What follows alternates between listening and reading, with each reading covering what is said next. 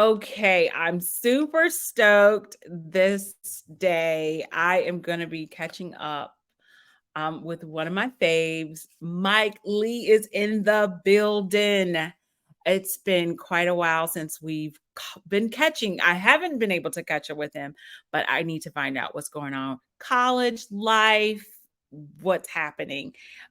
Amazing, amazing individual that I have been able to have and had the pleasure to be in his life as a teen. So let me bring to the stage Mike Lee. Thanks for having me, Mike. Tanita. Appreciate it. Yeah, like I was. It's good to see you. It's so good to see you. I miss you, Mike. Miss you too, I did. Tanita. I Oh, did. I genuinely do. Um, I want to say, what did I miss? Oh, wait a minute. I can say good all right. news. So, keeping it good news. Yeah. So, good news. Finished college. Woo. Finished Yeah. college during COVID, which is an interesting one. Oh Yeah. wow. Bounced around, found a couple of careers or found a couple of jobs that helped me better understand what I was looking for in the long term. And then Hmm. I actually got scalped by my current boss, and I am now the business development manager, or I actually chose the title business relations manager for a property restoration company out here in San Diego called All Dry Services. So, very happy with what I do now. Did not ever expect myself to be a salesperson, but it has gotten me onto the multiple different communities, actually, and really helped me, I think, come into my own, which I appreciate. And I've been able to use a lot of my achiever skills in my career, which people might not have expected a salesperson to use their volunteer experience, but it definitely comes in handy. Wow. I mean, wait a minute, because as a high schooler, I mean, you could. I told you, I remember you stating you were like, you know what, I probably might do sales and tech, and that's probably what I'm going to do. So you mentioned that I think your junior year, if I'm not mistaken, because I had a conversation and I'm like, Mike, are you going to be going to engineering? You were like, no, maybe sales, but not engineering, maybe like sales and tech or something. But I do think you've always had a knack of talking to people and like letting them know what is best.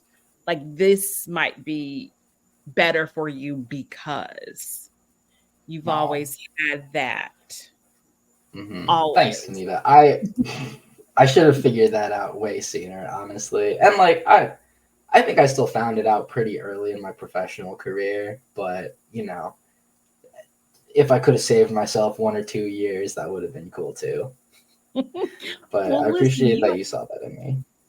you're still young. I mean, oh my God. So tell me, you chose to go to San Diego for school. And what was the choice behind that? I thought that was super groovy. Honestly, I was always pretty comfortable going like away from home for school. That was never Mhm. really an issue there. Growing up, my mom was like, "No, I don't want you to be home on the weekends when you go to college." So that's automatically not an option. So I didn't really look too close to begin with. And then I don't know. All throughout high school, I had people, telling me, "Hey, you seem like a California kid. Like you seem like you're from the West Coast." So I was like, "Okay, let's take a look at the West Coast. It seems like not a bad place to be for at least 4 years." And then what I really ended up falling in love with, specifically for my school, specifically University of San Diego, is just super Mhm. small. So USD is a tiny private school out in almost in the La Jolla area, so like by the Mhm. beach and everything. It's ridiculous. And yeah, it's so stupid. The first time me and my mom visited our campus, she looked me dead in the eye and was like, "Why am I sending you to a country club?" uh, just beautiful, beautiful campus. Literally like blazing white Spanish architecture, great spot. And Wow. just the community size really drew me in. The undergraduate population when I went there was like under 10,000 people. So I knew a Nice. lot of familiar faces around campus. Like just walking from one end to the other, I would see at least 4 or 5 people that I knew, like by face and by name, which was really nice. And then they also paid for most of it, so that was a big plus.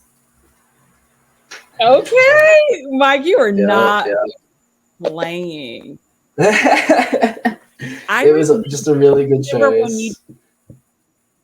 yes, and you know what? When you told me you were going out there, I was like, that makes sense because Mike is going to be surfing, skateboarding, because you used to bring a skateboard. Yeah, yeah. You used to bring the skateboard. And I'm like, that fits very nicely. Like, I could see that. And the sun got you. So there's no more Mm. Midwest, is there? There's no more Chicago for. I mean, my family's still out there, so I have to every once in a while, you know. But you know that I I do miss parts of like the big city living, Mhm, but it's mostly mhm. my family, to be honest. Yeah, yeah, yeah, for sure. What do you miss about being in Chicago? So the public transportation was like the first thing that I noticed. Oh my god, it's so weird. But like the Mhm. minute I moved out here and I looked up, like it was like a 5 mile trip via public transportation, and he told me 2 hours.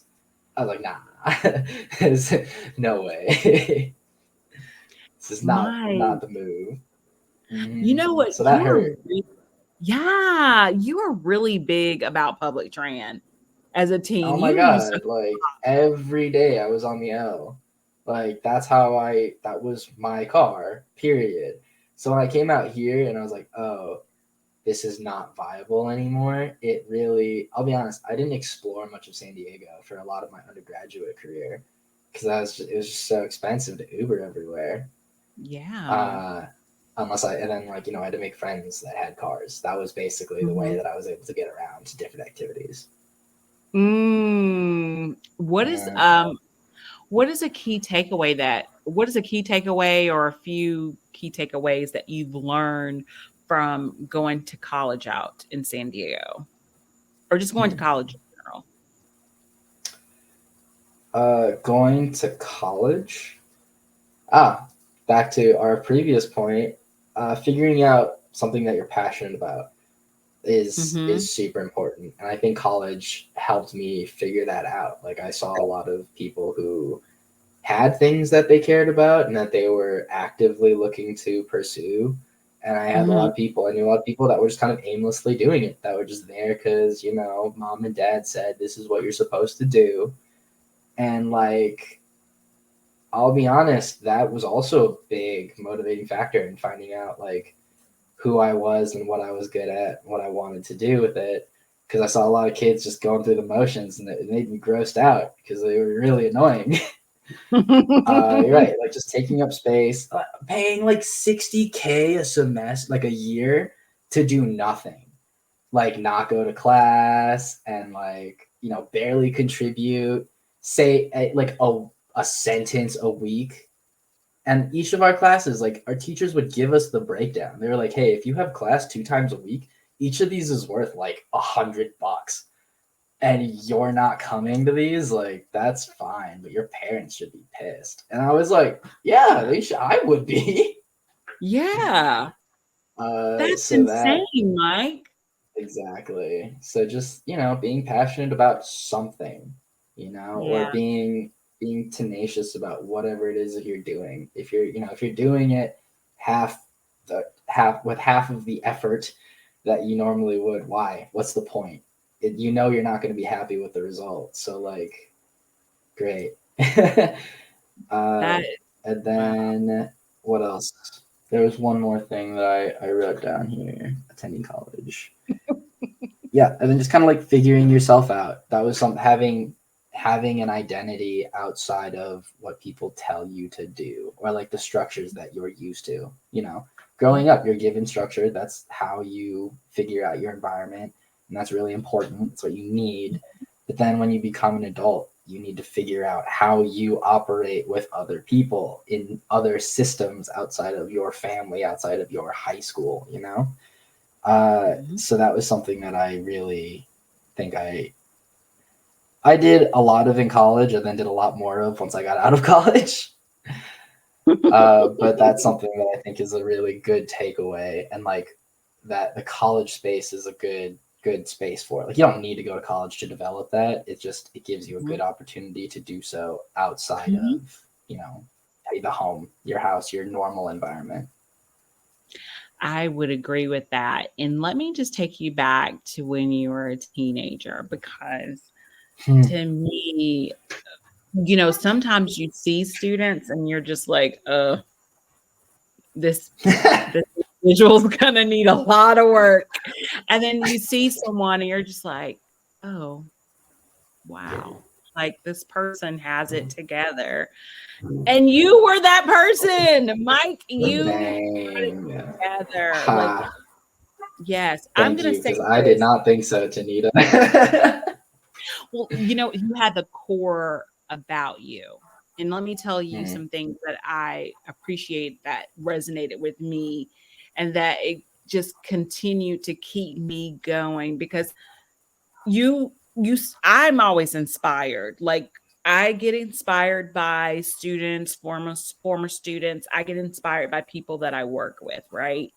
If they're worth being, getting inspired, given some inspiration. But you were always open, and you had a directness about you that was very refreshing, in the sense that you didn't believe everything you heard from your peers, and you didn't give into the hype of what you knew was just that would go left with the peers. So say for instance, if they're hyping Hmm. something up and you know that they're in the wrong, you would just say, hold up, pause, and even check them and say, are you saying this correctly? Are you doing this correctly?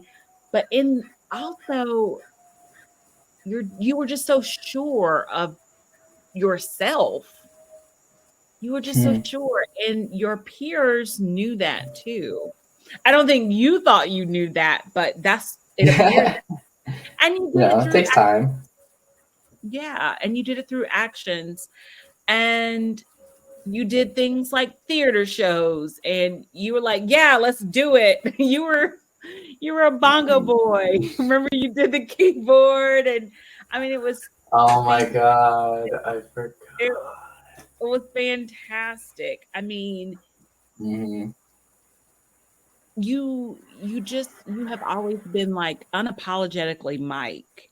And what I also love is that not only did you volunteer your time, but then you volunteered your time to your church. I remember in particular, I was like, I want this beef broth soup. And you were like, look, you have to come get it at this time or it's going to be so bad later. I was like, I want it, Mike. I can't. I'm going to be working. And you're just like, look, you're going to have to take some time.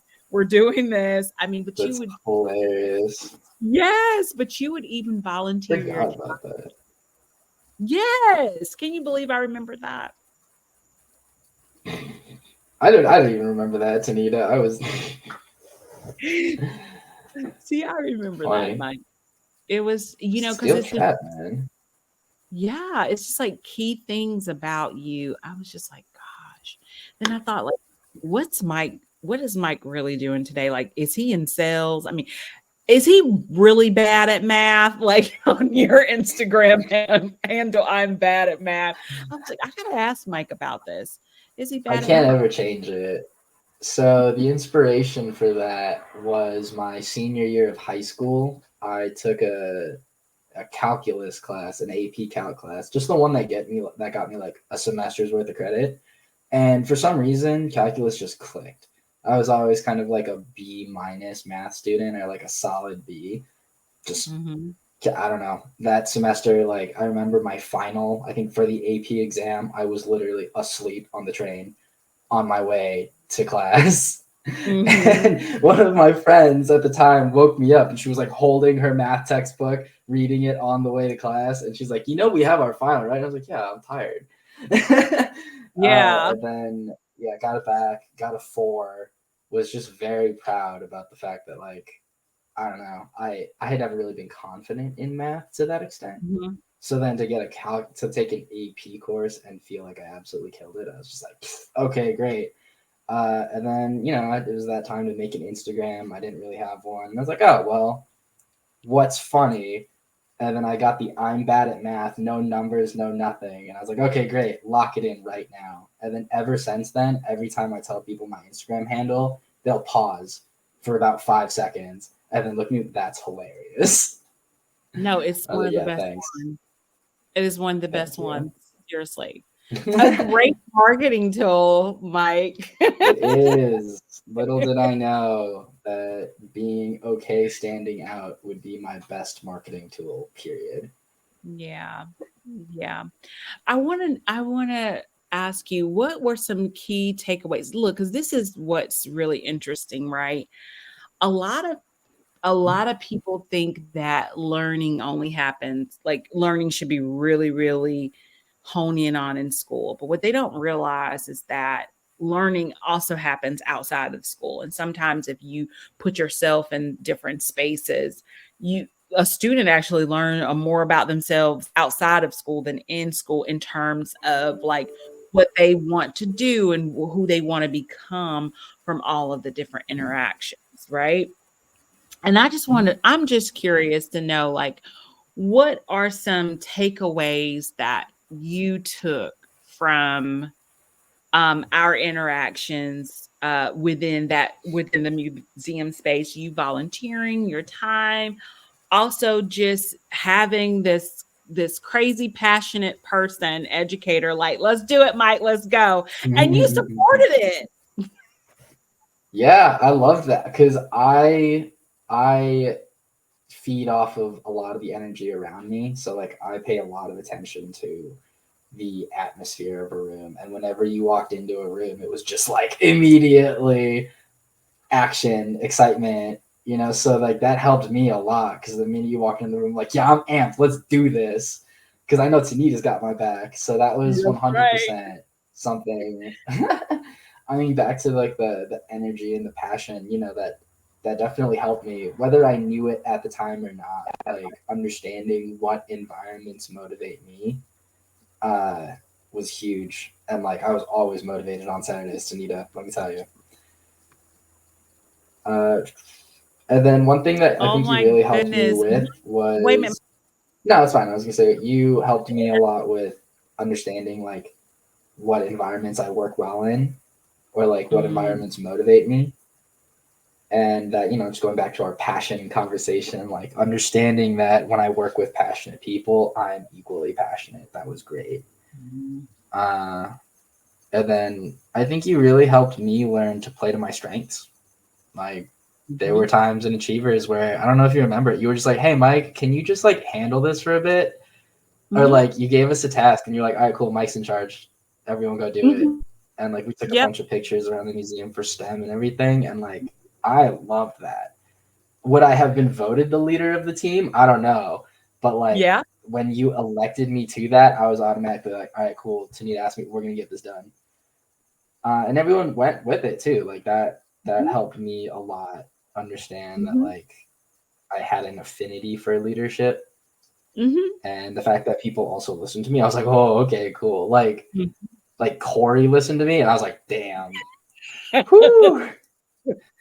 He did. That made me feel good. He did, and I was like, that Corey does not listen to everyone. He's a very strong personality. He knows himself. So then, like when I won him over, I was like, okay, it's not just luck. And like you helped me with that a lot. Mhm, Uh, and like you also helped other people with that, or like when we were in Tesla, like you would give people things that you felt they were more comfortable with or that played to their strengths. And I saw mhm, people like really take you up on that. mhm. And that was something that I appreciated as the leader of our little tribe. Something I Yes. definitely pulled from you. Oh my God, Mike, you really did have it. And I appreciate you taking on that responsibility because it really took all of us at some points it would just be me. And then I'm like, I had to Mm. pinpoint the leaders around, and I'm like, Mike, and people are like, okay, if Mike is going to do this, then I need to adhere. I need Mhm. to adhere to what Mike is talking about. And yeah, Corey was a really good indicator of, he's a leader too, but he also knew that Mhm. you was, and he was okay following that and going Yeah. with the plan because he understood that like you two both had a common interest in wanting to do well and Mhm. passionate. And, you weren't wasting time. And that was just so refreshing. So your leadership skills was there. And I Yeah. didn't blink an eye. I was just like, Mike, you're going to take this, okay? Yeah. And I appreciate no, like I needed that trust because that made me Yeah. feel like, oh, okay, like Tanita handed this off to me without making it a big deal. I better handle this. Yes. Seriously. Hmm. And it just became a beautiful thing, right? Because what's happening is you are leaning into your leadership skills because I'm like, man, one day Mike could be president. That's what I'm thinking. Well, That's what I'm thinking. One day I Mike could appreciate it. It seems like a lot, but I appreciate it. yeah. So I really appreciate that about you and just to see you grow. Um, and what I also like is that you can relate to everybody. Mm. You can really relate to everybody. And it helps that you're a city kid, like you take the L, you're in the city, you just see things. Being able to talk to everyone. Being in the city made me able to talk to everyone because I was just around so many different types and archetypes of people. And like Mhm. they were cool with me asking questions. And that's my trick. Honestly, that is my go-to trick for anyone that wants to learn how to, connect with people better, wants to know how to be a better communicator. Mhm. It's just ask people questions about themselves. You don't have to Mhm. do minimal work. They Mhm. give you everything. They'll probably give you something to ask more questions about. Super easy. And you seem like some, conversational genius when all you did was have someone tell you about themselves. Mhm. People aren't having those conversations. Like they have not cultivated talking to people. I really honestly think that younger kids and maybe their parents didn't teach them this is that you must interact with other people. That when you get Yeah, out world, you're going to have to work on teams and you're going to have to communicate to your teammates. yeah. I think it's definitely has to do with like a comfortability thing. Like growing up, my mom made me talk to everybody. Like she would take me to the functions that she was going to, and I was definitely the only child in a bunch of things. So I just had to talk to adults. I Mhm. was my only I couldn't just sit there by myself. And my mom, oh, if she saw me sitting in a corner with like my Game Boy or something and we were at a function, no, not even an option. So like that part I got a lot more comfortable with just talking to everybody. And I Mhm. understand that that was also something that she did that was pretty unique. Like, not Mhm. a lot of people are, not everyone's comfortable forcing their kid to do something that they clearly don't want to do. Like Right. that's probably goes into like our earlier conversation about like different parenting styles, especially with like Yeah. younger generations. But Mhm. that was something that made me develop and get more comfortable with something that I wasn't used to. So I genuinely believe that everyone should be a little bit more comfortable being uncomfortable because it shows growth, It or it really shows you something's wrong. Like either way, it is a good indicator of something needs to change.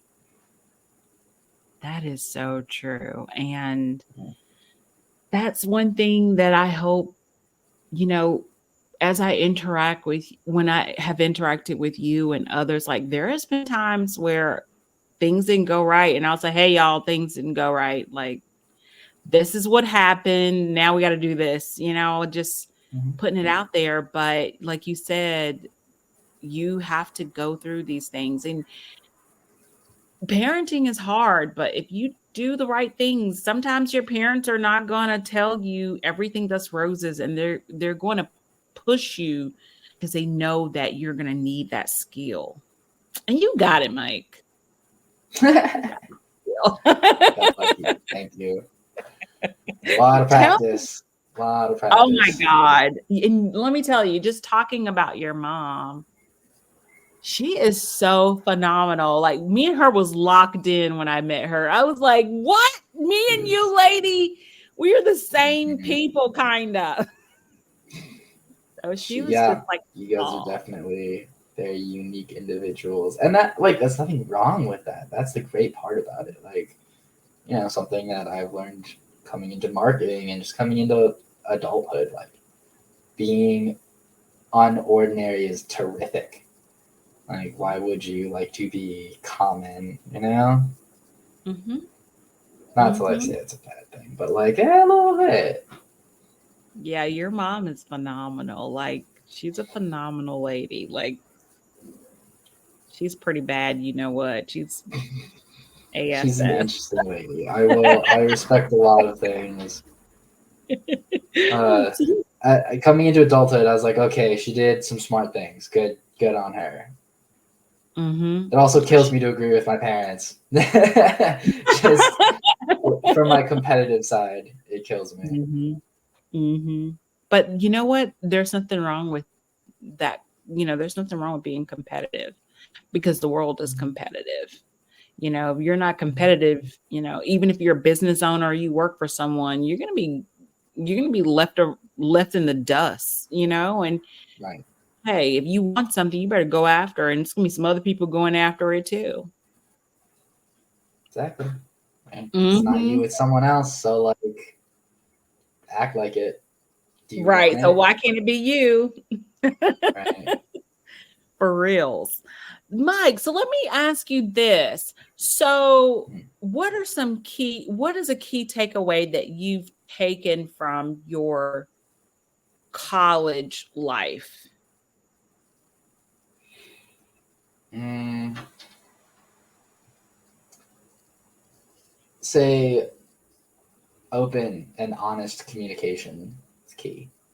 Like in every Mhm. single relationship, if if you are just direct about what it is you are feeling or what it is you're experiencing, that will always work out better other than, trying to find some convoluted way to communicate that. Because even if it's not something that someone wants to hear or that's going to make them feel good, that's still something that they can use to work with. They know how you feel.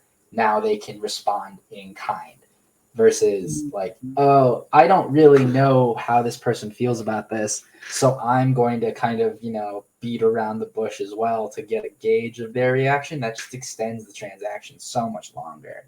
And like I'm Mm. terrible with convoluted like insinuations. Like that's not I need you to say it in a like a straight out sentence. My dating life is interesting because all the girls that I dated previously were like, dude, I was laying it on thick. And I was like, no, you weren't. Like you batted your eyes at me. Like, yo, I would have missed that. There's no way. Um, so like learning that about myself and then also learning that about other people, like I've just met a lot of communicators who like seemed a little blunt at first. You are also one of these people, Tanita. Like if people don't know you and they just come into the room and they like hear the way that you express some things, they might just be like, damn, Tanita just dropped that right there. But it's like, no, it's because people need to know about this, make their opinions about it. If you don't tell people, they're not gonna be able to formulate their own opinions. They don't know it. Yeah. If you don't tell them outright, people are not great communicators. People are not great listeners. So why would we assume that they're gonna pick apart this message that we give them, that we Mhm. have had to craft carefully and decode and encode, Mhm. versus just being like, all right, cool, here's the deal. This might suck, but we need to refilm that episode because it's just gone. Like we can't do anything about it. It's gone. We got to refilm it. Like, okay, we don't have to be happy about it, but at least we know that remaking an episode. Yeah. Versus like, just, hey, Janita, what happened to this one? Why is it gone? Like years later. Yeah. Stuff like that. So that was Yeah. something that college really helped me develop. Mm, Or that that time is in college. so I can see how that translates. So what did you and what I love that is so unique about that college teaches you different things. Like we know that we go to college to build skills, but then there's this other total different thing. Like there's this social aspect, there's this building aspect that happens. It's the I know myself. It's I know myself in these situations is sometimes the first time you've ever been away from home and you have to do these life skills that you're not used to doing. And it's just refreshing to hear that you're like, no, honest communication. This is what I'm bringing forth in this. It's kind of shaping what you're doing now. And like, I'll be honest, a lot of that was because I met a lot of not clear communicators, and that is a good educational opportunity as well. Like, oh my God, I'll never forget. There was one guy, and it was freshman year, obviously, when everyone starts weeding out like who they need to and not hang out, like don't need to hang out with. There was this one guy. He was in my friend group, and I just don't know what it was. Like I couldn't really figure out why I didn't like him. Like he was friendly. We just never got along either. And I learned later that he felt the exact same way. Like we were in the same friend group, we just never really got along, never clicked. Weren't ever like malicious towards each other, but we just never really developed our relationship past, oh, you hang out with the same people I hang out with. And later I figured it out. I had a moment of clarity and I was like, oh, it was when my friend told me that we had a friend in common, and she told me that she was having a similar conversation with him, and he was like, yeah, I never really vibed with Mike either. And it clicked because in my brain I was like, Jeff, every single time I saw you were like, yo, what's up, man, how you doing? And like I knew damn well in my head that I was not that excited to see you, and it's not like I ever acted like it. So that's what got me. I was like, oh, Jeff was never an honest communicator. Like he would say these things, but like his body language and his behavior would definitely show something else every single time. And he would like promise things, never follow through, blah, blah, blah, do all that. And he was also like a very, like well manicured, but like overly so, in my opinion, kind of guy. And like it was just a lot of like image based interactions that I didn't necessarily agree with, and that's what got me. I was like, oh, okay, that makes sense. It's just because like I couldn't trust anything about what was being said, and that taught me a lot about how what kind of communicator I wanted to be. And you know what, also I think you being from Chicago actually helped shape that too, because Chicago's one of these big cities that the people here are just kind of like this. What you see is what you get. We don't have Hollywood here, although we have opera. We have all the big things, but still, like the heart of the people is like gritty, and it's just what you see is what you get. And sometimes more than most is straightforward. And you're probably yeah, San Diego can get a little image centric. California in general. Yeah, and you're probably like, oh, I could do away with the avocados. Just give me the toast. I mean, don't hit on avocados, Nita. I did move out here for a reason. Love them. No, I'm good with avocado. I eat too much Mexican food to not be a fan of avocados. Listen, Mike, let me tell you something. At least twice a week, I'm going down the street to it's a small business, a taqueria down the street. Instead of me taking my butt to Pilsen, it is right here in Kenwood. Oh, got it. So anyway, sorry. I was at Enterprise. I was previously in like mortgages for a little bit right out of college. Mhm. Not important. Company fell under because interest rates. Basically, was looking for a new career. Really wanted to figure out what my specialties were. I graduated with a degree in communication. So figuring out how to leverage that, I actually wanted to go into sales and recruiting. So I actually applied for a lot of recruiting positions. Didn't get into those because I didn't know how to sell myself. The irony. And then I got into the management trainee program at Enterprise. And that was actually my first introduction to like direct client sales. I loved it. I was all about Wow. it. I was a top performer from the second I got there. I made sure I was consistently like top 25 in San Diego. I can And see that. then, yeah, they liked me there. They You liked me know, so much that, I could see that because different walks of life steps into the branch and you're like all about it. yeah. So I sold those insurance packages like nobody's business. You sell But like, oh, sorry, can you say that one more time to me? You cut out for me. okay. I said you were selling those dubs. Yes. Oh my God. Uh, that's hilarious. The dubs were definitely. You know what? I was actually upgrades. That's where I made my big ones.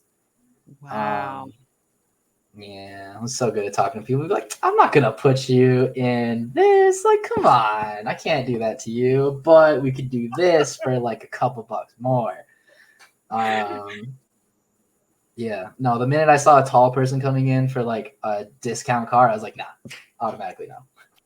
Like, dude, what are you Right, like I doing? can't do that to you. I'm not gonna put you in a Chevy Volt. You're like pushing 6'9". Like you're not gonna fit.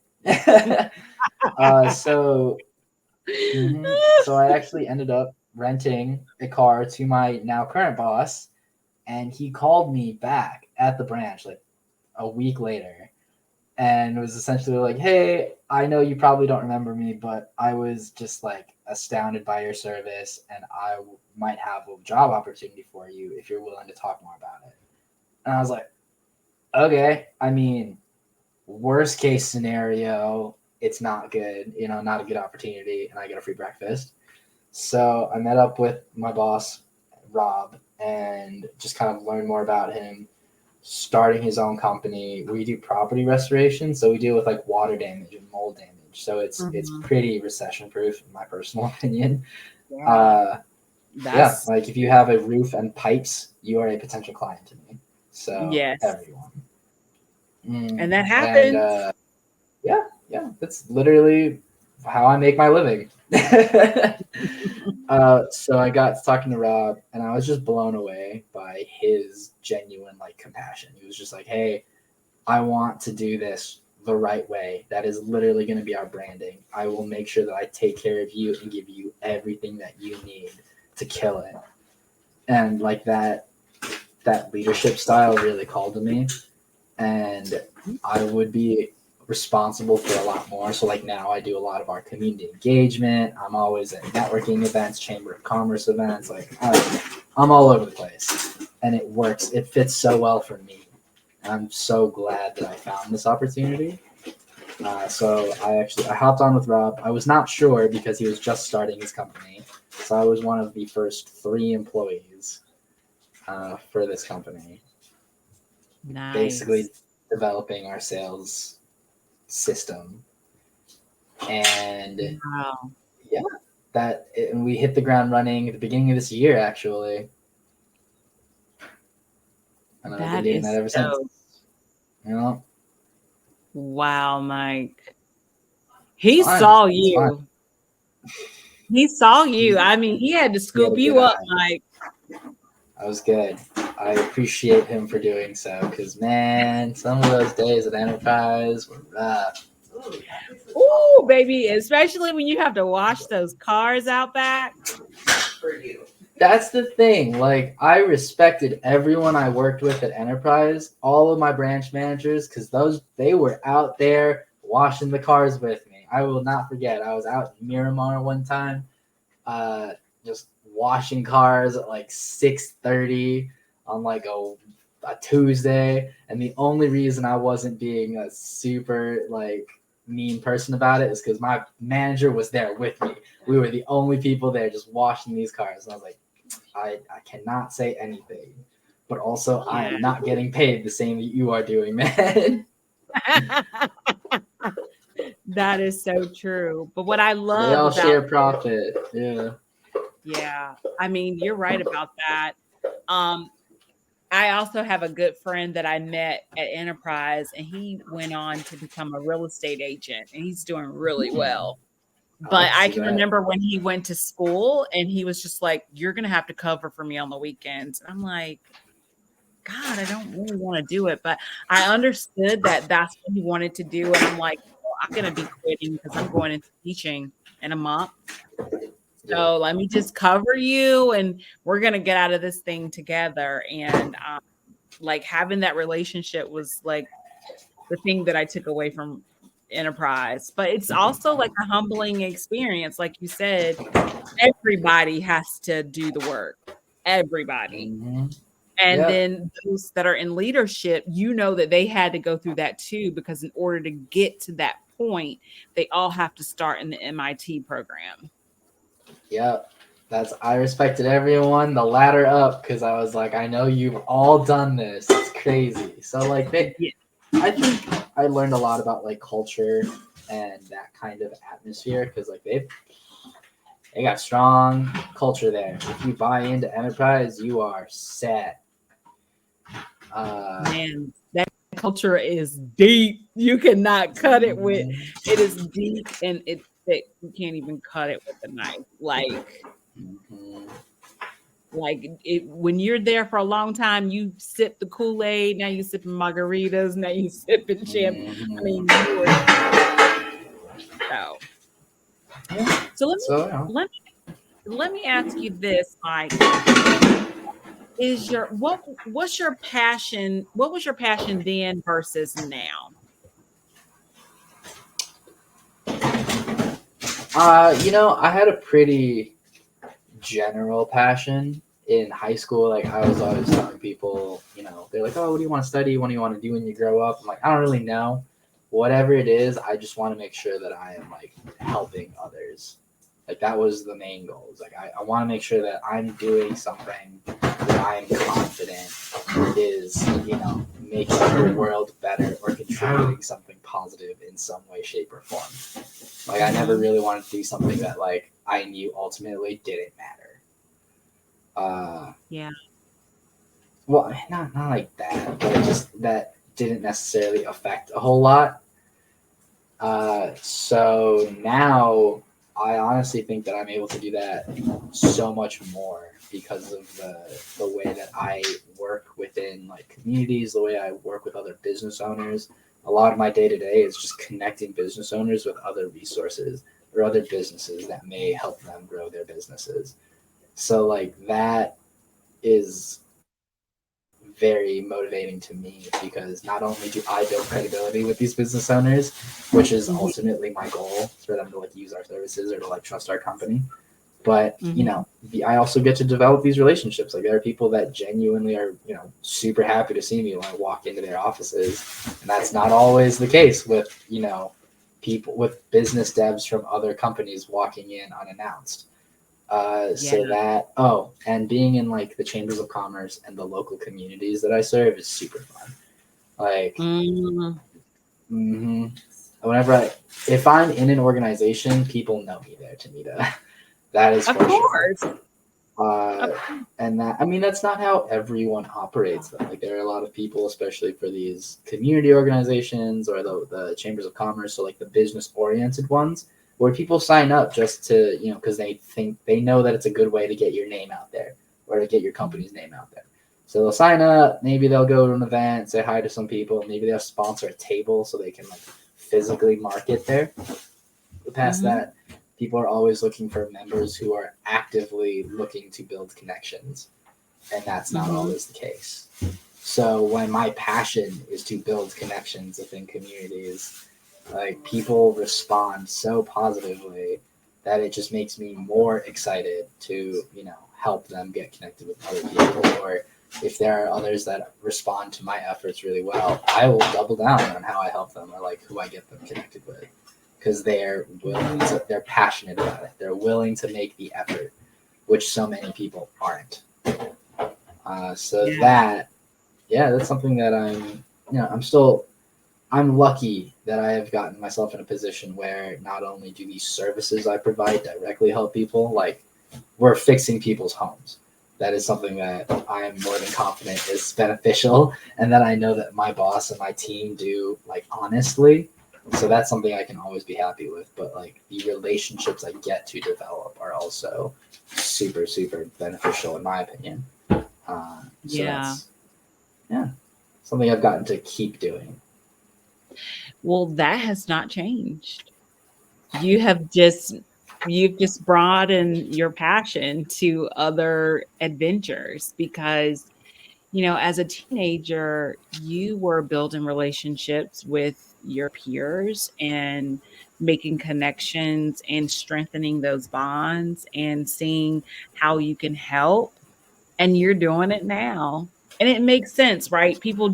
We do have these resume builders, but then we also have people that, you know, they know who's the passionate ones. And sometimes the passionate ones get in trouble, right? Like, you know, I'm not everybody's cup of tea because That's fine though. You don't need to be I everyone's don't, cup of tea. not at all. Right? Like there are definitely people that don't share your values, and why do you need to please them? At all. At all. Right? And so you and I are part of the same teapot and we're part of that same brew of tea. Yeah. Yeah. We are. So that has But not changed. Wow. try. That is awesome, Mike. I'm so proud of you. No, thanks, Geneva. So are you doing anything? I know you were skateboarding. Did you take up surfing? You know what? I did not, which is hilarious. So in college, I did a lot of skating because my campus was literally built like Mm-hmm. this, like on top of a hill. So if I wanted to get to either end of campus, I could just like fly down it, which was great. Kind of stopped doing that in college just because I didn't really have as much opportunity or outside of Mm-hmm. college. Recently getting into a lot of like more full body activities. So boxing was one that got to me a lot. I have a friend that wants me to come down to his gym and like legitimately train. So that's something that I'm looking forward to getting into. And rock Mm-hmm. climbing has been a recent one as well. Yeah, There's a lot of gyms out here. So bouldering is specifically what kind of drew me in. So that's just rock climbing without a rope, like not like the crazy like 3-story Don't walls you I'm only do it. going You up. better not go to Yosemite. No. Bouldering is like maybe 15 feet up max, and Okay. like you just there's pads below and everything, so you're cool. Uh, Yeah, I Probably don't don't want want to to fall see off you the in a top. documentary going to Yosemite. No, I'm not. I'm not one of those crazy like free solo guys where I'm just like gonna climb a skyscraper with no equipment. No, that's not quite it. I'm gonna be like, Mike, But get down here right now because no, it's fine. like, I know. No, I've learned that I am, and not like an adrenaline junkie, but like I mhm, do crave the stimuli, but not like that. Like not not to the crazy. I like it safely. Like mhm. I would love to go skydiving. I actually know somebody that goes skydiving quite often recreationally, and he's in one of my Wow. work groups, and I'm definitely gonna work that out 100%. Yeah, of Ooh, and course. I might get into shooting because I don't know. It's always seemed like a fun activity. There's a lot of people who own their own firearms out here, and one of the Yeah. people in my work group is a former special ops operative, and he offered to take me with his Yeah. buddies out into the desert to go shoot all their equipment, and Yeah. they're like certified. They have Oh, government I clearance. bet. So I'm gonna get to go do some fun things, and I am super excited for that. So it's Yeah. all about who you know. It's all about the people that are giving me opportunities to learn new things and do really crazy stuff. And I'm, who am I to say no? I love that. You have not changed. That's the core of you. You have always been open to challenges and like I mean, they're fun to you. And I love that about Yeah. you. I That has realized that a lot of that, yeah, I realized a lot of that has to do with a touch of ADHD. It's a little bit of it. oh, it's okay. Oh, no, I It's love it. It is. Me yeah. and my girlfriend talk about it all the time because coming into adulthood, we realized that we were both super ADHD and living with another adult with it just like highlighted a lot of these things for us. And we both agree that it is a superpower. You just need to learn how you operate best. hmm Absolutely. Talking about your adult life, what are some life concepts that you're learning like at this adult stage now? Oh, okay. Yeah, yeah. So my go-to key piece of like adulting advice is that you should be listening twice as much as you speak. 100%. And like I don't always do this. I am so talkative. Like you know me, Tanita. This would actually make you laugh. There was a week where I gave myself a sore throat because I literally did not stop talking for like 3 days straight.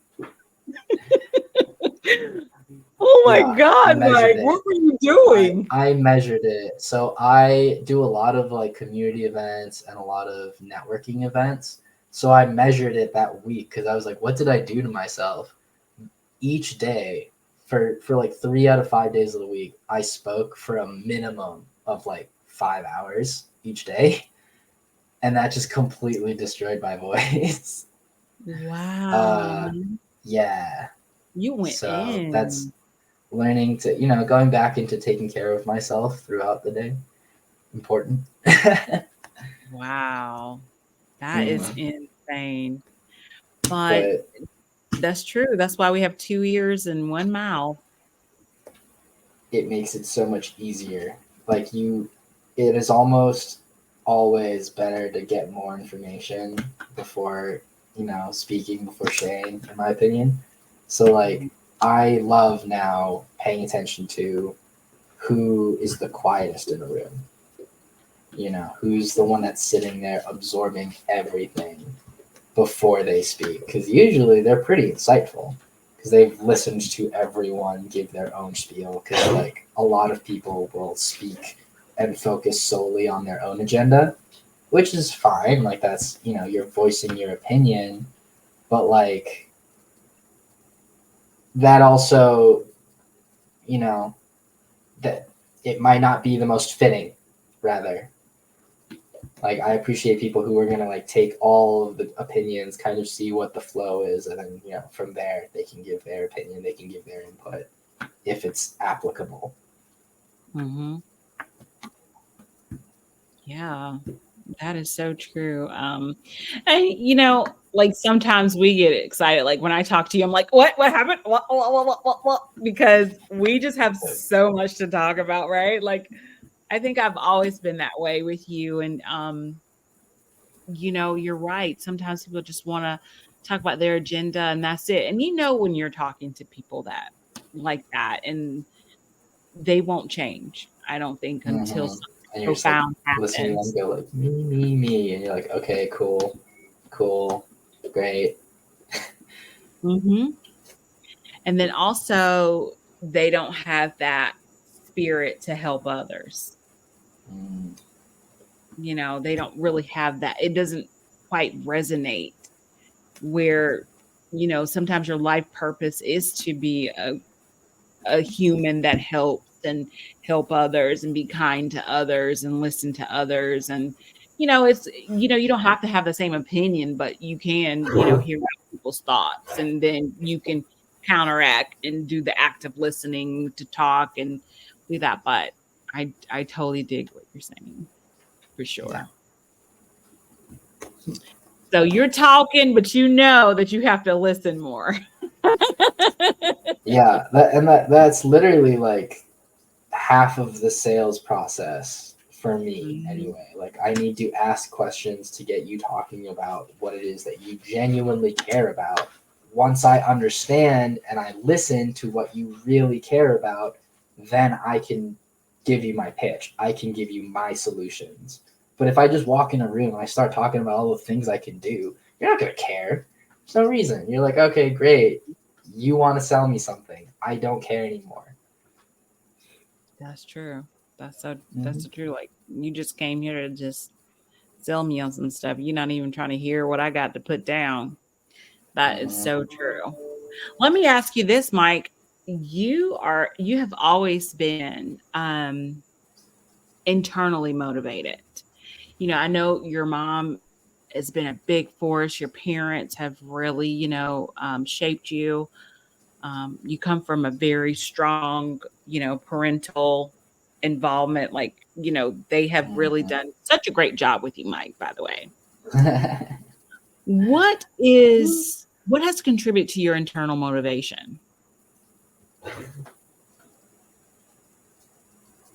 I mean, a lot of it is just the competitive nature, and like this is just to dive deep, I guess, into the mentality of it. Like this is kind of something that I've worked on doing in a positive way, and that I've seen a lot of people do in negative ways. Is that like the constant desire to be better?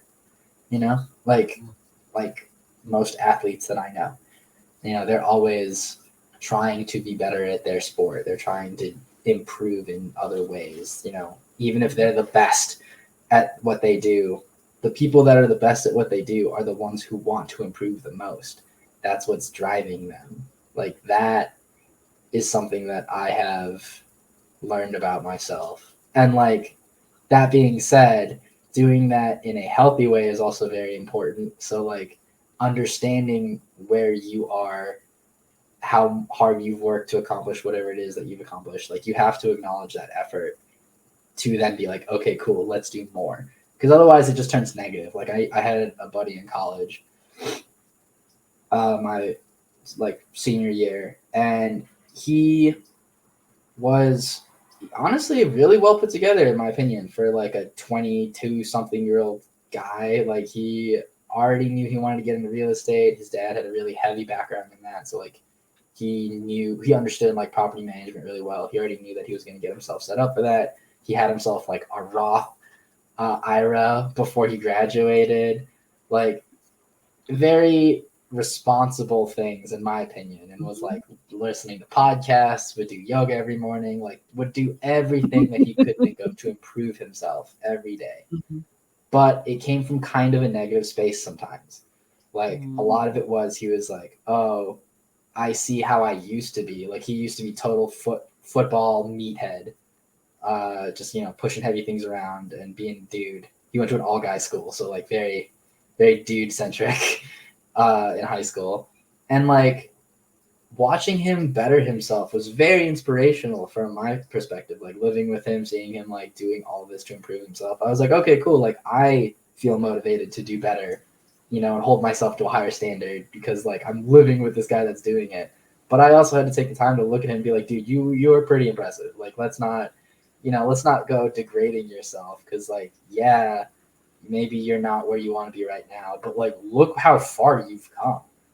Mhm. And that was something that I learned a lot about, seeing a lot of like really high performers in college or people with like really high expectations for themselves, and watching them just like grind themselves down to the bone. And like, Yeah. it wasn't ever like it's not ever a bad thing to study or to like Mhm. prepare yourself for a test. But I had another roommate in college, and like I loved the guy to death, sweetest guy ever, super smart. But like his family was like family of doctors. So then he wanted to go pre med, and then that was just killing him. Like there would be weeks where I didn't see him because we lived in the same dorm, and he just had a separate bedroom, and I like wouldn't see him for the majority of the week because he was just in there studying all day, and then I would see him on like Saturday for an hour. Uh, Wow. and that was also like Jesus, dude. Like I get the need to self improve and to like be better and to like not fail in these courses, but after a while, that's just not healthy or sustainable because it was just so negative. It was just so I'm not good enough to do this. I need to work Yeah. super hard because I'm terrible at this. Like Yeah. that was not great. That was hard to watch, and like I really am happy to see him doing a lot better. Yeah. After yeah. And I'm pretty sure knowing you probably pinpointed that out and said something to him to say, "Can Yeah, we we had a do lot of this?" good conversations about that. Yeah. I could see you saying, "Can we do this in a healthier way?" Hmm. I know. I wish I was better at it. I needed to be more direct when I knew him. I think I was only a sophomore in college.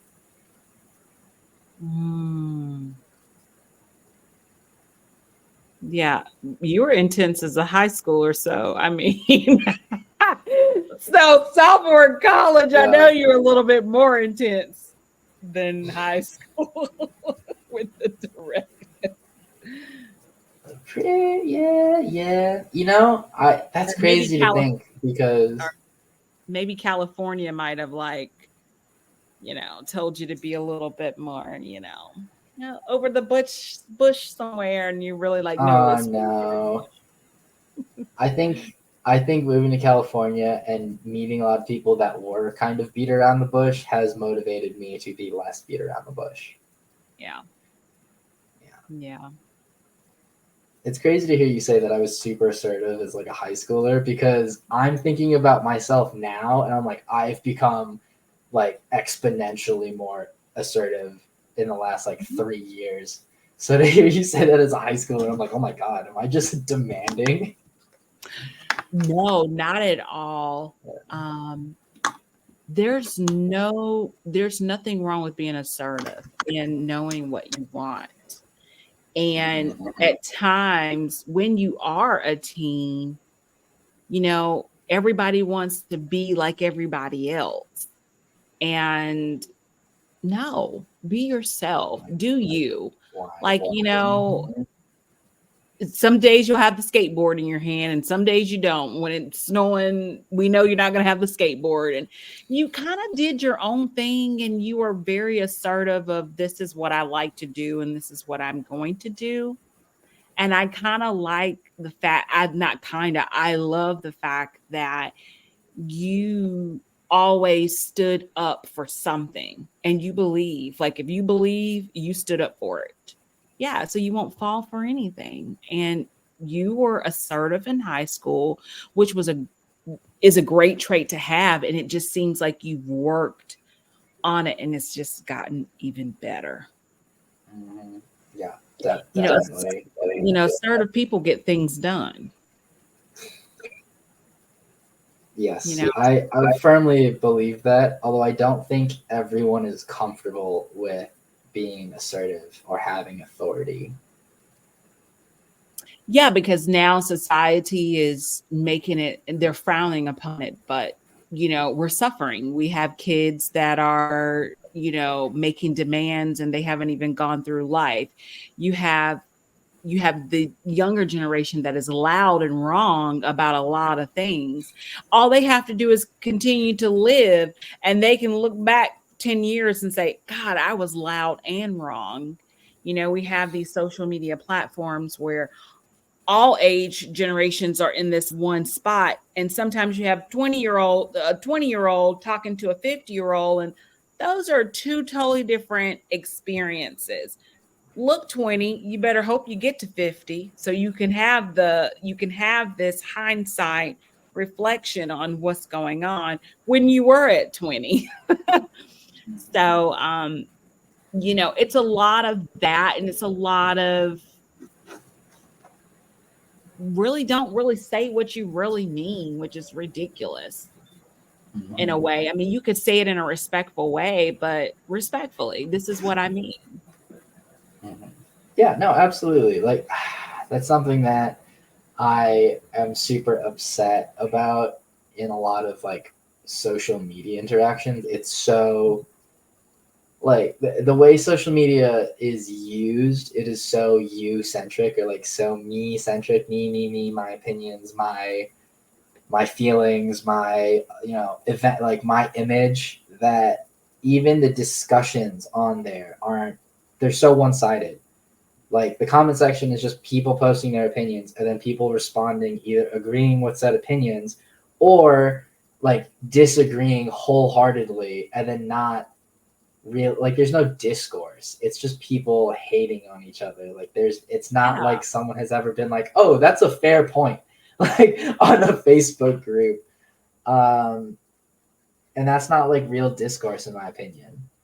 that's And like true. that's just the way it's designed, or like the way that we've been taught to like deal with conflict. It's not like it's not, you know, this person is a person with, you know, all the same BS that I have going on and Hmm. the same feelings. It's this person is coming after me, so I have to come at them with everything I've got. Versus like, you don't know, that person might not know nothing. You know, they might Right. be, yeah, they might be just like, you know, trolling you. They might not even care. And like, Nope. They may not even care. It's interesting that you say that because sometimes I'll look, I'm on TikTok. It's really interesting how the how your For You page comes up. And for me, because I do consume educational media, I consume that and what's going on in terms of that, and then also what's going on in Africa too. You mm, know, I have a home in Ghana, and so it's really interesting. Like you said, it's like if one person disagrees, everybody's like, "You don't know anything." But guess what? Everybody has their own opinion and their experiences. That doesn't mean that, you know, blow up the world. It's like you either choose this popular opinion or you're canceled. And sometimes these unpopular opinions are correct. There's this one guy that I really like in terms of educational purposes. And then he does say things for Black culture that makes you say ouch. And the reason why it makes you say ouch is because it offended you, and he's right about it. But it amazes me how someone that doesn't even have an educational background will talk about this person, and this is what this person has done, and has a doctorate in yeah, education. So you don't think that this person has done research after research after research. Then you just have like this regular Joe Smo saying, "Oh, this person's full of crap. This person's full of crap," and it's like, no, this guy is coming with statistics. He's coming with research. He's coming with receipts, and yeah, the discourse is ridiculous. So I totally agree with you. And those of us that have sense, we do know that everybody has an opinion. It's no need for you to yeah, be canceled over. right. Everyone has an opinion, and like, there's no saying that opinion is right, but they have a Yeah, right to it. Yeah, your opinion may not be right. I don't have to agree with your opinion. I don't it have to still agree with exists. I can't be mad about that. Like you have a right to be wrong. If I really care enough, I can try to educate you. But like, if you're some stranger on the internet, what's gonna make you think that I'm gonna respond to your comment and like learn from that? Like, I didn't come to Facebook to, you know, join an educated debate if all I did was leave some hateful comment or leave some ignorant comment Yes. online.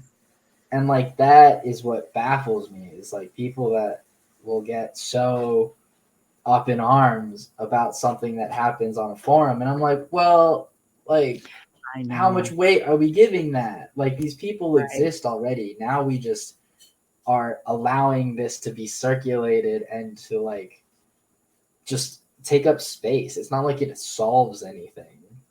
It doesn't. It's just a lot of talking, right? It's a lot of people complaining. So what I see now is a lot of people complaining about the education system and how rude the students are. Okay, well, Oh, how about you do something about it? You probably have a friend If you have a friend and their child is rude, why don't you tell your friend your child is rude? Why don't Mhm. you be a part of the solution and just stop Just talking tell them. about it and not offer solutions or not help with Yeah. making things a little bit better. So I Right. see all like the griping, like, oh, I can't believe. So it gets you a lot of likes. So then it just goes on into this tailspin. Like, let's be problem. Let's be solution focused, people. Thank you. Let's find a Yes. solution to this. And I'm with you. I'm not, if you don't have a solution, I'm not trying to listen to you. We can talk about the Right? problem, but Why? not the solution. Right. Let's try Mhm. something. Let's try something to make it better. Let's do that. I'm not in the business of like sitting here and listening to this over and over. Okay, we know what the problem is. Like, so do you have any suggestions that we can try? Yeah. I see. I think what a lot of people get caught up in is that that complaining stage is like really, oh, okay, this is something that I'm thinking of in a new light, actually. So thank you for that, Tanita. A lot, because I have that problem where, like, if someone comes to me with a complaint, my first reaction is, okay, here's a solution. And, like, sometimes, I'm sure you've experienced this, people get a little upset because, you know, they want a little bit more time to be upset, right? Like, they're like, okay, but, like, I'm coming to you to like, just complain about this and, like, talk to you about it. But that's because we already came up with the solution. That person is still figuring out what their problem really is. You know? Mm-hmm. It's not like, hey, that person cut me off. It's like, hey, that freaked me out. Or like, hey, Yeah. you know, this person at work is doing something I don't like. Why don't I like that? What is that doing to me? Yeah. Because like we're solution based, we're like, okay, cool, just don't talk to that person. And it's like, well, that's not my real problem. Like, Hmm. you know, if someone's complaining about someone at work, they're really more complaining about the dynamic that's being created. They don't. Yeah. They that person is going to be there. They already know they don't like that person, but like Yeah. sometimes not hanging out with that person or like not being around them is not an option. So like that Yeah. would be the great for us solution based thinkers. We're like, don't deal with them, duh. Yeah. But like not everyone can compartmentalize like that. So Yeah. like That's true. I'm I'm realizing that is a good time to be like, okay, what is really the issue here? What is really upsetting you about this? For Mm-hmm. us solution based people, right? If we know Mm-hmm. that we're gonna have a problem to solve, we might as well learn more about the problem for Mm-hmm. us to find a better solution. Absolutely. Absolutely. And then, sometimes like in my earlier life, and I'm still like this because I think I'm a very passionate person and, I'm very strong-willed in some things that I truly believe in. And I think it's okay. I don't want to force that off on other people, but people ask me what I think and I'm going to tell them. And if I don't change my opinion because they tell me something else, that's my business. And it's their business Mm-hmm. to believe whatever. um and I recently did this about 2 weeks ago, and I kind of harped on something, and my dad goes, let it go. And then I'm like, no, quite understand like what I was talking Right? about. And then my husband's like, let it go. And then something, we were having a conversation and one word came up, and I said, that's the word. That's what set me off. And this is why I think, and then it all came back full circle, like, okay, I get it, and moving forward, this is what we can do. And I'm like, fine, let's try it. Let's try it because we can't keep going back. We're not getting anywhere. We're not getting anywhere. And so sometimes, you know, I think people just want to complain, complain, complain. I'm like, sit back there with your complaints. I'm about to go live my life. I mean, that's when they also need somebody. You know, if two people are just sitting complaining at each other, but not focusing on where they would find common ground, that's when they need someone in the background to just be like, hey, are y'all done? Yeah, Like, y'all figure wrap it anything up. out yet? No? Yeah, wrap it up. I don't have time, and now I kind of see myself, Mike, in another space that I have a child. I don't have a lot of time. Like, so when I'm dedicating my time to someone else, I'm like, well, I'm taking time away from my daughter and she misses me. I mean, she's a little baby now, but I want to consume and I want to be part of every moment because I'm in education. I know what happens when students are not. You get what I'm saying? So I Yes. know these things. Yeah. And, it's just like, whoa. And then I don't think people don't really get that. That's not in education, but people do get it that are in education. People get it. The parents get it that have children that they've done the same thing. And they're just like, Mhm. I get it. I get it. But there's a lot of people that don't. And you're just like, I don't know what to tell you. I got like 30 minutes. Okay, I gotta go. Gotta Mhm. go. Because this is That's not weird. serving me. Yeah. It is. I mean, you're going to go through different stages, and I would have never really known that if I wasn't a parent. But see, I always gave that space to people because my sister had 4 children, and I would listen to her, and I'm like, I don't ever want to be that kind of person. She Yeah. would, her friends would be like, "Oh, you got to do this because you got a kid," and it's just like, no, let's be understanding. I mean, Mhm. be solution focused. Find her a babysitter. You want her to go so bad, find her a babysitter. Y'all bring something to her. I mean, if you want to hang out, like what's going on? Mhm. So I just learned to, different and different as you progress, you're going to learn how to just compartmentalize things. But when it comes to that work stuff, there is a level of respect. And I think it's okay to tell people, listen, you may not respect me, but some things need to be, recorrected. And it's okay to tell people that. I think people are afraid of their jobs. They're afraid of what will happen if you tell someone that is really ugly in a sense to you I've about. actually I've come across a lot of really good situations and a lot of business owners who have told me about the importance of just acknowledging things that are not great. Like just being Yes. transparent and just being honest. So I work with a lot of contractors, and like that is one of the things that sets a lot of the good ones apart from like the kind of like unlicensed under the table guys is that the ones that are pushing like a couple $1 million in revenue or doing really big projects are very honest about the scope of work. They'll tell you when something goes wrong. If something goes wrong, Mhm. they'll tell you about it and then take accountability for it. Like that, and they'll use that as marketing for themselves. Like they retain clients because even if you mess up a job, but you acknowledge it and you fix it, that shows so much more to the client than it does you messing up and then just like hiding it or putting forth half the effort to do it really quick so that way they don't see it, and then they find it later and like it's a whole big issue.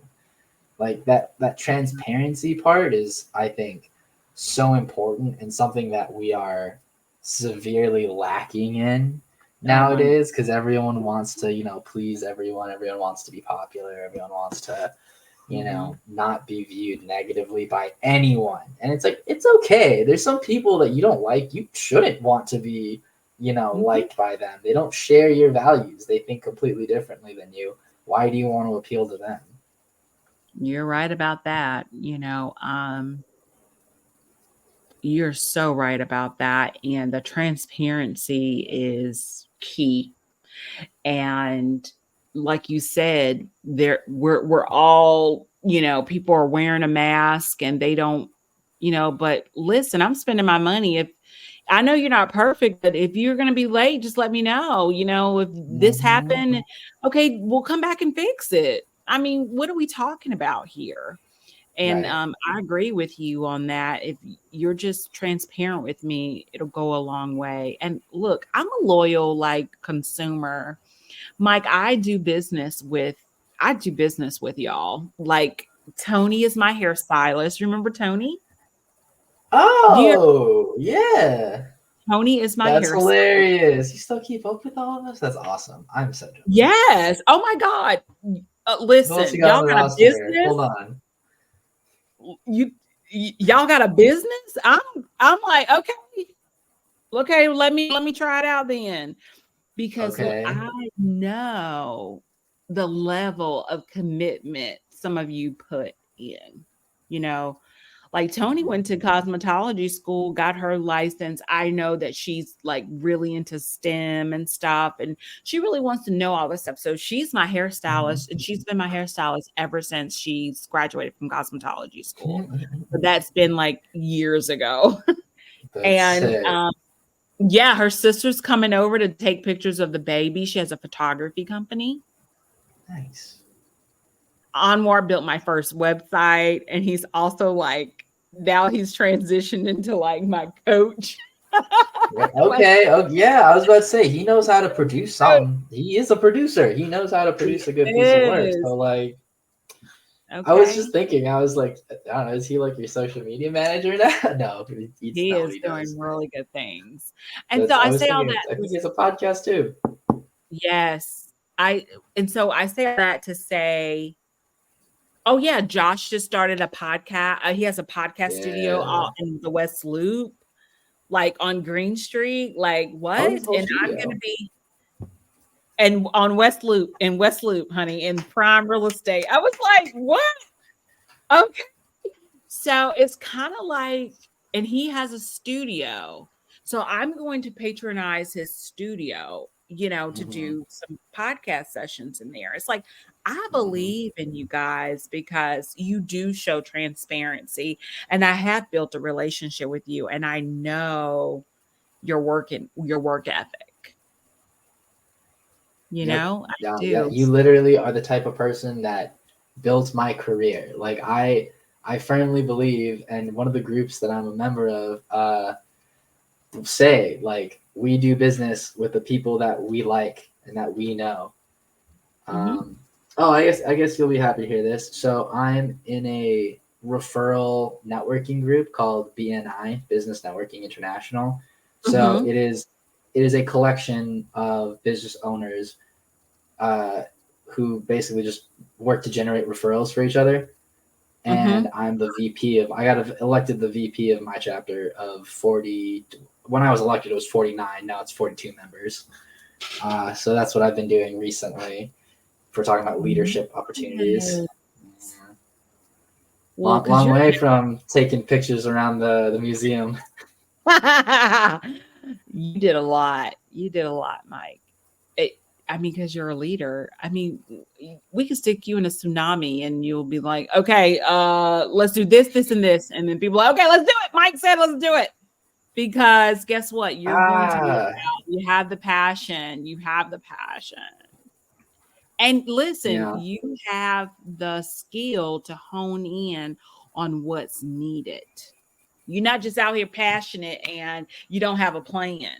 You're out here passionate with plans. Total difference. yeah. That's something that I've had to being purposeful. Something that I've had to develop a lot recently, and like something that people really connect with, like from a sales side. Like I do have to go door to door from time to time to talk to business owners. Like there are Mhm. specific businesses that I'm trying to connect with. Best way to do that is in person. So I do Yeah. have to walk in and solicit. And the times where I walk in and don't have a purpose or don't have a specific goal are the worst ones, Yeah. 100%. Because the first person I talk to reads that immediately and is like, "Why are you wasting my time? Why are we doing this? I have other things that could be done. Like be done. If you don't know why you're in here, you're just wasting my time." Versus the ones where I know who I want to talk to, how I want to talk to them, what I want to talk to them about. I'll walk in, I tell that front desk person, they're like, "Okay, cool. Let me see what I can do to help you." Because Nice. they know what to do with it. They can vet me. They know that I'm here to talk business, to help them. Because of that, they're willing to move me along the chain. But like I Yeah. also gave them exactly what I wanted them to do. And they can make that decision if I like, if I was presentable enough, they could be like, "Okay, yeah, let's do that." Yeah. That's dope. That's dope. And I'm pretty sure they can read, like, look, this man, he's not trying to waste our time. He's like, I got something you Mm-hmm. need. people. But it works with everything. Like this isn't even Yes, just sales. Like this is with it people. does. Like with, I always relate sales to dating because they're the exact same process. It is the exact same thing. You meet this person, you get your first impression, you learn as much as you can about them to see if you're compatible, and then you highlight the ways that you're compatible. Like that is, without fail, that is the way you should do it. And a lot of people don't. That's why they struggle. But like, being direct about that in the discovery stage, it makes it so much easier because then it's like even if you don't agree on things, cool. Like you didn't waste like 3 months trying to talk to this person and then realize that like they never want to have kids or they never want to get married, and that's like a big game changer for you. Like I that was such a know. funny thing, right? All these red Like flags, how green flags, beige flags. It's like, listen, they told you that in date 2 or 3, but you didn't want to hear it. That's true. That's true. Or some people put on like the front, they want to be as friendly as possible. They want to be like amazing for the first month to make sure they lock it down. And then they start being real. And then this person's like, "What? Why were you a completely different person than I have been dating for a month?" And it's just because you weren't honest about it. That's true. That's Um, true. And then what's uh, even crazier is that some people get married and the person changes on them. Like, that's you're like, what? wild. I can't. Well, But you have to I have guess I those go hard back to my dad's conversations. fifth marriage. I was like, how does that happen? It happens often, apparently. Yeah, I mean, I feel like you have to have those hard conversations, right? You have to have those hard conversations. I had a baby later in life and I got married later in life. And like, I wouldn't have gotten married young. Yeah, I was I gonna say you're was probably way better at it now, though. Like not. you locked it down. You knew what you wanted. You communicated probably very clearly to your man, and boom. And Yep. we talk about things that I think other people would be like, "What? What?" I mean, we're we're like friends, we are Mhm. really good friends. And a lot of people don't understand that because they get married and they're not friends with the person that they're married to. It's just like, That's wild, though, because like how are you you not have to friends? live with this person. You have to share Yes. your life with this person. Yeah, sometimes we're too much of friends. I'm like, look, now we got to go out and do something. You guys are But funny. It's a yeah, good but problem all to have. yeah, and so like the most we're sometimes fussing about is like, well, a lot of people fuss about this. It's like, what are we gonna eat? It's like, are we Mm, gonna cook? Like that's a big thing. yeah. Oops, sorry about that. No, that's That's fine. my reminder to feed the dog. Yep. That's my thing. Like, what are we gonna eat? That's the biggest. Mm, That's a that's a big thing. Oh, and like you took too long in the shower. But those are good problems to have, right? Versus like a lot of the things that other people talk about. So hmm hmm yeah, it's I'm a lot. curious who handles cooking responsibilities. Oh my God, we both do. So I Okay, that makes that hard then, because then you both have to like pick and cook at the same time. like sometimes I'll pick up breakfast and lunch, or like I'll do a breakfast and maybe it's a hearty breakfast. Like yesterday we did like shrimp and grits. And I'm like, good, I'm gonna do shrimp and grits because we're gonna be full for a while. Uh, Sounds like a good and way to start the day. yeah, and so he made peanut butter soup. Oh, and Amber came over. Ooh. Amber came over. Oh, Yes, Amber just to came chill, just to over. have dinner. Oh, dude, I'm so sad I moved away. God, when you come over, we're gonna cook. We're gonna cook.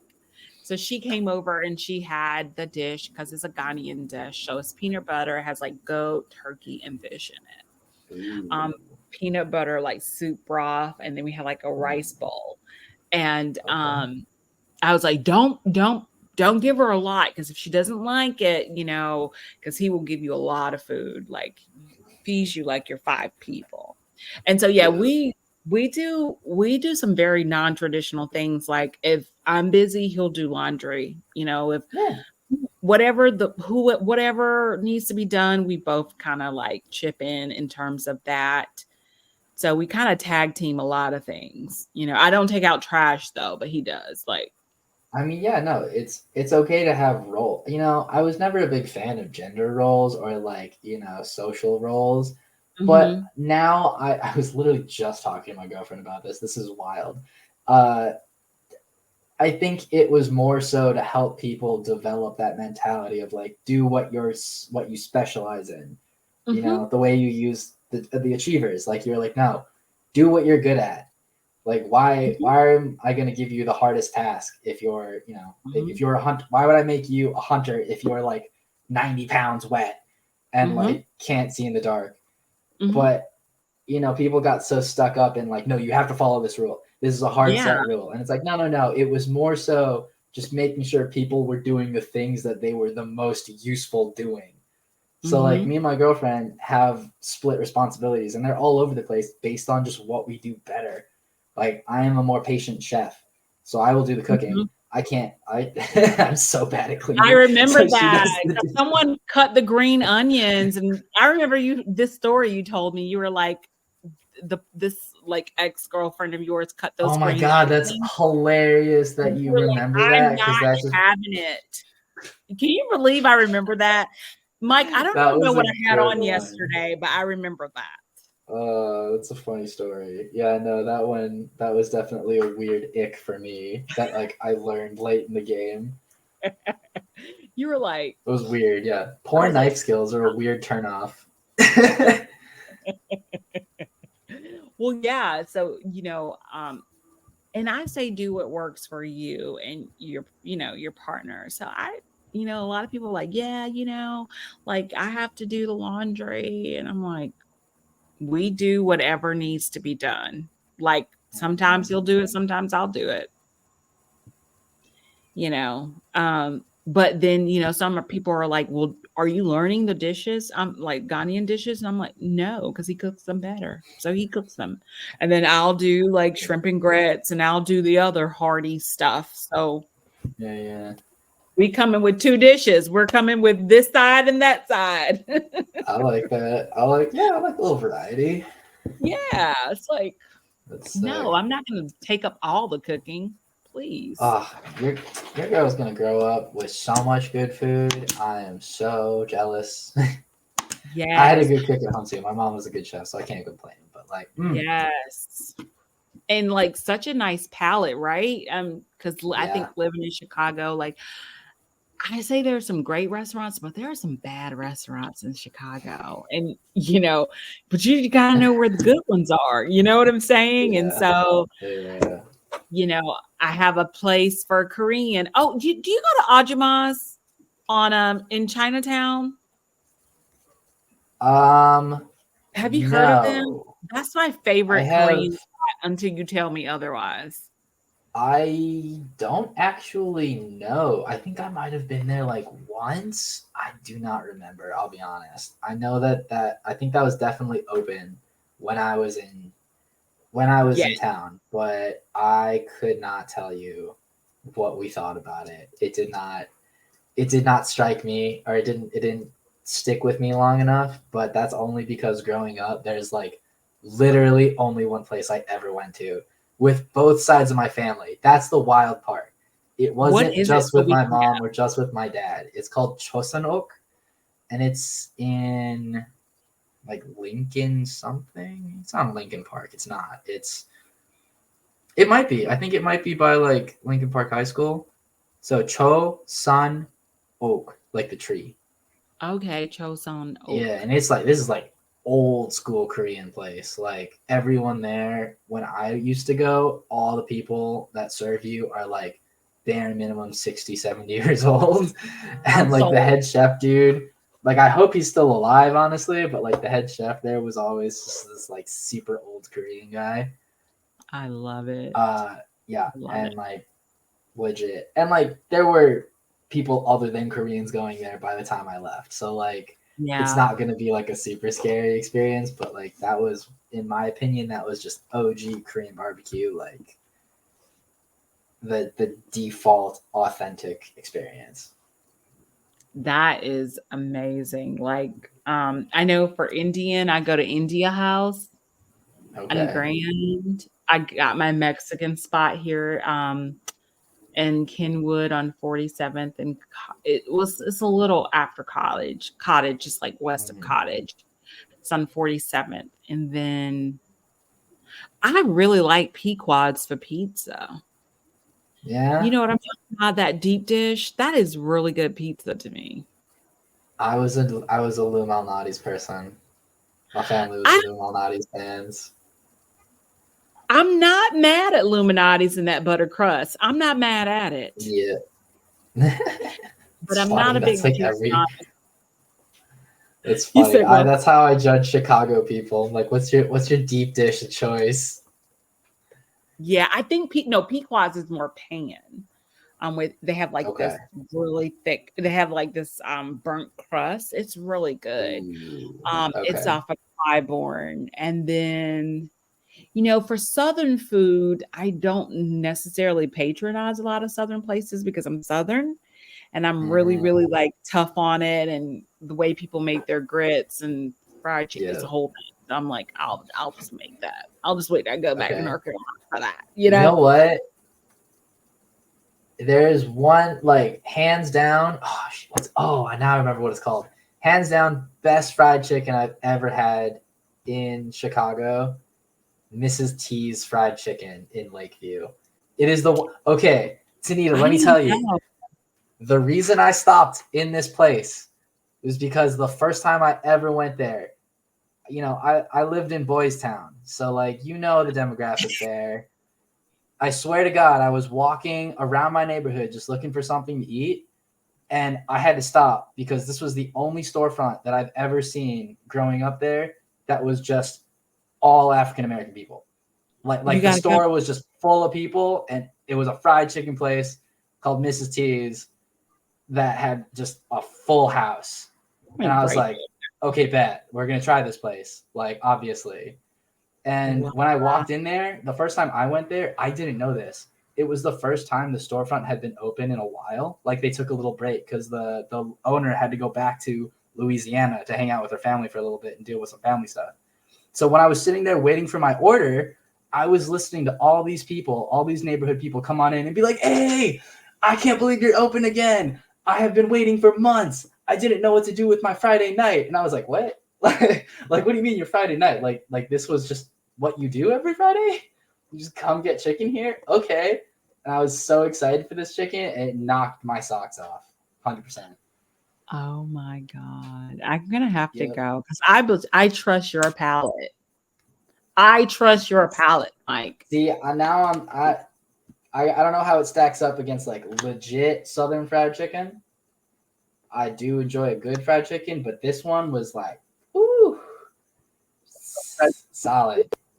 It's not too bready, super crispy, super Wow. juicy. Yeah, not worth it. Oh my God. That is amazing. Yeah. Like whew, when I go to New Orleans, I like have a crazy fit because, and then there's places in New Orleans I don't eat because I don't think the food is great, but there are Mm, some really good places in New Orleans, the way they season their food. And I'm just a big proponent of seasonings. It doesn't have to be salt, but like season mm, your food, and sometimes I think the Midwest misses that. And so when I'm out to eat in Chicago, it's always a ethnic dish. It's always like, Indian, Korean, I'm learning how to do Jamaican food. My Jamaican spot okay. closed that I go to. No, They closed. So I'm like, there's not that's another sad. I know that I love. So, oh, but what do you do? What do you do? Mrs. T's fried chicken. I'm gonna have to try that. Mhm.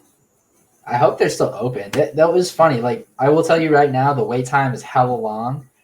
And there's no place to eat inside there. Like it's just a storefront, and they have like a table and a bar for people to like wait for their food. And when I was there, I hope they expanded because it was so funny because it's like one of those weird random storefronts that's like super long and narrow. They had like one fryer. Like it was just straight up like half of it was their kitchen and the other half was just still storage. Uh but like that lady she handed me my bag of chicken, she called me baby. I was like, this is gonna be fire. Like I know this is gonna be amazing. You Yeah. already know. She called you, here, baby, take your Yep. stuff. 100%. She saw how excited I was about it. She's like, okay, yeah, here you go. Here's your food, babe. And I was like, yeah, it was so good. Oh my God. And I trust your palate, Mike. I truly do. Oh my Thank you. God. You'll have to tell me how it went because I haven't been there. I completely forgot about that place. And literally the only reason I ever found it was because it was just down the street from my house. Because I never would have thought like, oh yeah, let me go to Lakeview for amazing fried chicken. Yeah, mom pieces. Like, I'm Like I with you. grew up I went to school down the street from Harold's, so I was like, okay, let's give this place a shot. But I swear to God, it was the most POC I've ever seen in one spot in my neighborhood. So I was like, okay, I should probably check this place out. Yeah. Yeah. When I order chicken and they ask me for sauce or stuff, and I'm like, I don't need that. And then I think they listen to the way they listen to my accent and they're like, where are you from? They're like, you're not from here. And I'm like, no. And I don't See, eat, yeah, I don't eat like, I really hate to say that. I don't do like the mouths and all that craziness on it. It's not the what? crazy, but it is kind of like the Mm. mild sauce and the like the sauce that they put on the Oh yeah, yeah, yeah. stuff. No, no, you don't need to do all of that with this chicken. No. No, like But if I if you remember correctly, oh, no, go ahead, Mike.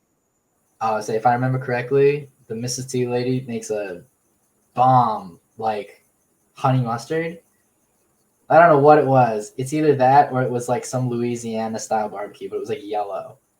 And ooh, solid. Nice. Oh my God. Mhm. I gotta look this up. I was about to pull up my phone and be like, I really hope this place is still open because dang, if not, I like hope so too. the I running hope so joke for that spot in my neighborhood is that running joke was there were so many different storefronts because it's such a weird spot that like growing up, I knew like 10 different storefronts that were there. Exactly, just because like this is a weird spot. So like when I saw her there, I was like, well, damn, I'm gonna come here as often as I can. Yeah. Oh my God. When you find a good spot in Chicago, oh my God, it's just so great. Like it's fantastic. West Loop has just gotten super ridiculous with the restaurants. Yeah. Yeah, I Okay. mean, some of it's good, but my favorite burger's from Aucheville. Have you had that? Mm-mm. I've And then they never have been. Aucheville's. Yeah, that's that's a top-notch burger. Bro, okay. Miss T's Oh, Southern Fried Chicken is permanently closed. no Damn. way. That is so sad. Dang, Mrs. T's. Yep. Cause it had to have been COVID, 100%. They were not. They were a Yeah. mom and pop shop, like hands down. But uh Did you like let ever me go just to the show you some of this. Huh? I was Oh, uh, there we go. oh my Just God. yep. Solid. Mm. Not to make you jealous or anything, but I'm really sad that that's closed because that was one of my first, I had to get all 100% up one of in the my first camera. stops. But I'm sorry. So you're Dang, saying West Mike. Loop is blowing up for food? Oh my gosh. I know. It had to be COVID. The COVID. Yeah. Dang. Okay, Mike, Dude, things are last so thing. different. I Yes. know. I know. It really did shut down a lot of things. It's shut down my Jamaican spot. Mm. I'm so this Jamaican spot, I went to Jamaica one time. I was like, dang, Jamaican spot got this right on. I went to Jamaica. I thought I was in the restaurant. I mean, that's Mm. how spot on the food was. And I'm like, yes. my spot closed down. So I'm like thick. The other stuff, sometimes they have like, you know, Charlie's a big rice cooker. So, you know, when you cook rice, you know what's day old rice, and you know what it tastes like when it's day old rice. Like some people serve Uh, day old rice and you're like, no, it's day old rice. I don't want to be here. But there's a good place over here in Hyde Park. But their fried chicken is just so much money. It's like I can get the same fried chicken in North Carolina for $8.99. it's because you went to North Park, but or And that's like why. a whole bird, a whole fried bird, it's like almost $50. Yeah. With two That's crazy. sides. It's like two Y'all are pushing sides some and four San people. Diego prices. Woo! You I Yeah. was like, no, you won't see me do that. And I'm like, I swear this tastes like, you know, this place in North Carolina that I frequent. Like I could get like a two-piece white for like $5.99. I'm like, Yeah. See that kind of gets me when we're paying for like the shininess, for a real shiny hipster look at storefront. I'm like, okay, but also that lady with one fryer and an exposed brick wall gave me like the damn best chicken of my life, and I yes, did not have to like pay an arm and a leg for it. yes. Oh my God, Mike. So let me ask you this, to bring it back full circle. You have done a lot, and as I imagine, because you're also an adventurer. And so, one thing I will say, if you think you're going to do the Yucatan or the Yosemite, please let me know so I can tell you no, that you're not going to be rock climbing there. Okay, but like But a trip. yeah, I'm like, no, Mike, you can't do it. You're not going to listen. You're going to do it anyways. Let me ask you. So, what do you look forward to in the future? In the future, I'm definitely looking forward to owning something of my own. So I don't know if this was like positive affirmations or the power of like stating things, but I was telling people recently that I would love to get into like business or sales consulting. So helping either small business owners with their own sales strategies or helping them develop their own sales curriculums that they can use for like a business dev like myself. And someone in my BNI group actually took me up on that and offered to start paying me to help him develop this curriculum. So I took him up on that, and I would love to be able to do this a little bit more structured. Like right now, and I was full on transparent with him. I was like, "Yo, we're going to be learning this process together. So I'm going to be giving you as much insight as I can into kind of my own processes, the ones that I've been given that I've built on. But, because he was going to be paying me, I was like, hey, I want you to be aware of what you're really paying for here because I'm still technically a newer salesperson. But like the fact that he was willing to take that faith in me and ask me for help just absolutely motivates me to like do as much as I can. So I would love to do this a little bit more professionally, uh, and maybe make a little name for myself in that regard, uh, outside of just what I do for All Dry right now. Guess what? That sounds like something I know that you are going to do. Gonna always bring it back to teaching others and helping others. I mean, I That had a lot is of good fantastic. educators. Yep. That is fantastic. I love that. You'll have to tell me how that manifests. We shall see. Fingers crossed. Yeah, we have to. So, Mike, it's been fantastic catching up with you. I can't wait. I know you're going to be so busy when you come for the holidays. If not, the next time you come, we got to link up and do coffee at Yes. least. But it's Mm-hmm. been so wonderful catching up with you. And we have next steps because I have to follow up with a follow up of what's happening next. So I'll be catching up with you soon. But this is our episode with Catching Up with Mike. Woo woo. Woo Thank you woo. for having me, Tanita. It was Oh, a pleasure as always. oh, Mike, I'm so glad that you caught up with me.